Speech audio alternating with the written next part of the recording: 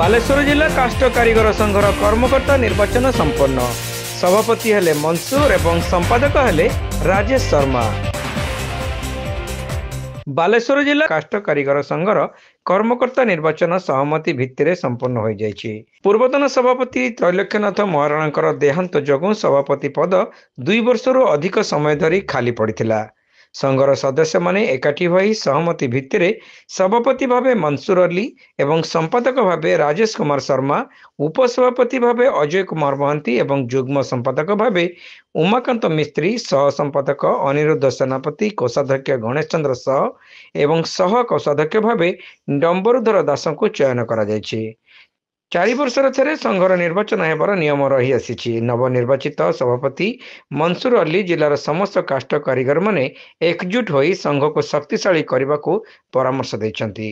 संघर निजस्व कार्यालय नीलगिरी थिबा संघर जमी रे खूब शीघ्र निर्माण करा जिवो। एहा सहित विश्वकर्मांकर एक मंदिर एवं एक वृद्धाश्रम उक्त जमी रे निर्माण करा जिवो।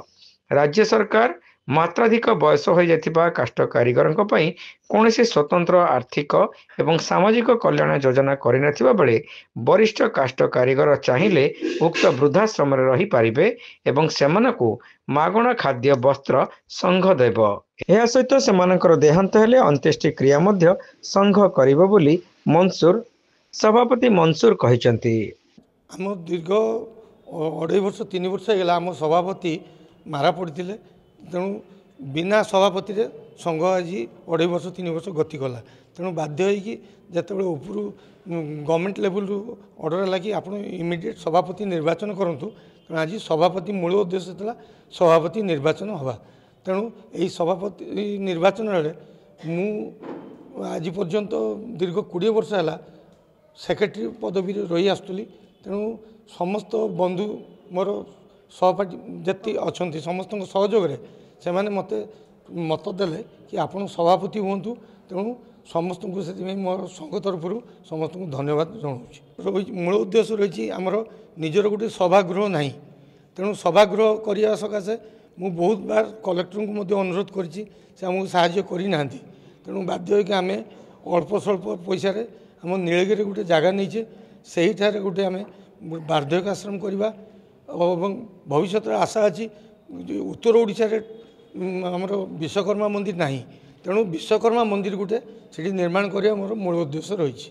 मु समस्त को सहयोग हाथ बढ़ाई समस्त को अनुरोध करी जे यही महत् कार्य मत स्व इच्छा सहयोग करी। सर्वप्रथम समस्त को मुझे धन्यवाद देवी। एत बड़ सेक्रेटरी पोस्ट देइचंती तार मान्यता रखी।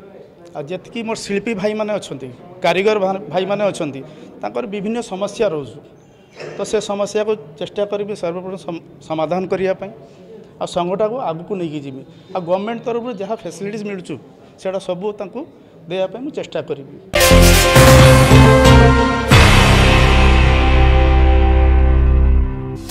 Saint John college of nursing and paramedicals रे एडमिशन चली।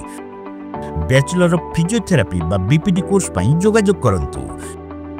Saint John college of nursing and paramedicals, mission compound, Baleshwar.